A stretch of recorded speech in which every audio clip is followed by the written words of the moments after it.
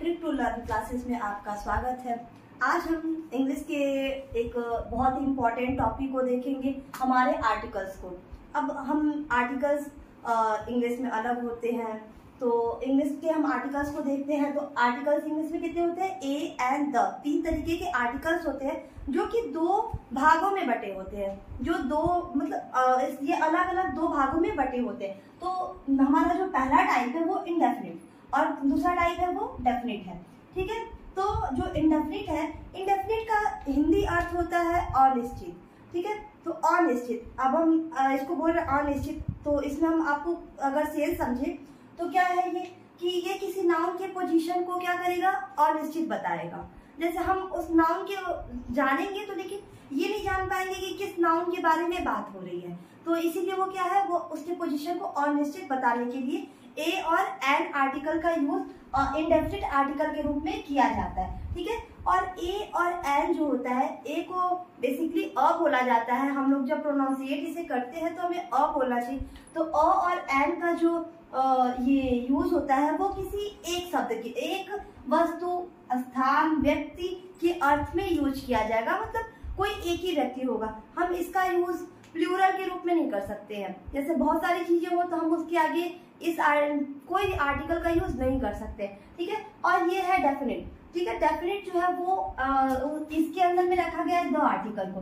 ठीक है, तो द का कोई शाब्दिक अर्थ नहीं होता है, ये बस किसी चीजों की को विशेष बनाने के लिए इसका यूज किया जाता है। अब देखिए द आर्टिकल का यूज किया कहा जाता है, तो डेफिनिट का हिंदी अर्थ होता है निश्चित। ठीक है, तो अब इसका हिंदी अर्थ हुआ निश्चित, यानी कि ये जो होता है वो किसी नाउन के पोजीशन को क्या करता है? निश्चित बताता है। मतलब उससे हम इस आर्टिकल के लगने से हमें पता चल जाएगा कि ये किस निश्चित चीज की बात की जा रही है।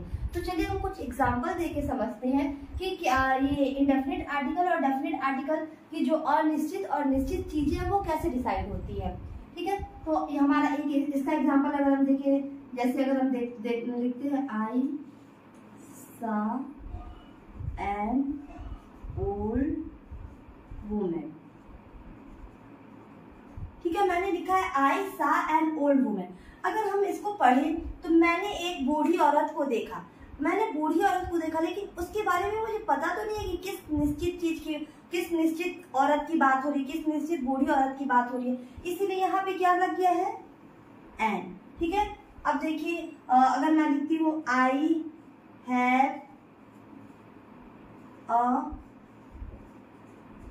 पेंसिल। ठीक है, अब क्या है, मेरे पास एक पेंसिल है, लेकिन वो निश्चित तो नहीं है ना कि कौन सी पेंसिल है, तो यहाँ पे क्या हो गया?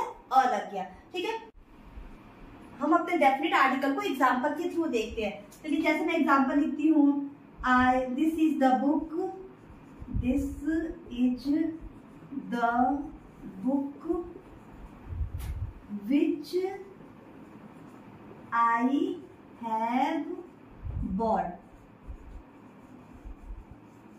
ठीक है, मैंने लिखा this is the book which I have bought. ठीक है, तो ये इसका अगर आप इसको पढ़िए तो क्या है? This is the book which I have bought, यह वही किताब है जो मैंने खरीदी है। ठीक है, तो अब क्या है, जो मैंने खरीदी है यानी कि निश्चित है, तो निश्चित है तो क्या लग गया यहाँ पे? द लग गया। ठीक है, अब मैं नेक्स्ट एग्जांपल लिखूं, अगर draw the map of India. ठीक है, अब देखिए ये लिखा है draw the map of India, तो इंडिया का मैप ड्रॉ करूं, तो मुझे पता है कि किस चीज का मैप ड्रॉ करना है, किस चीज का ड्रॉ करना है? इंडिया का मैप ड्रॉ करना है। तो जब मुझे पता है, मतलब ये चीजें निश्चित है, तो कौन सा आर्टिकल लग जाएगा? द आर्टिकल लग जाएगा। तो इसी तरह हमारे एग्जाम्स में आर्टिकल से रिलेटेड कॉमन एरर आते हैं, तो हम अगर उसको पढ़ करके सेंस समझे कि कहाँ निश्चित दिख रहा है, कहाँ अनिश्चित दिख रहा है, और उसके हिसाब से हम ए एंड द में डिफाइन करें कि ये कौन सा आर्टिकल वहां पे लगेगा, तो हमारा क्वेश्चन ऑब्वियसली सही होगा। ठीक है, अब मैं नेक्स्ट वीडियो में आपको ए एन और द के यूज बताऊंगी कि कहाँ ए लगता है, कहाँ एन लगता है और कहाँ द लगता है। Thank you.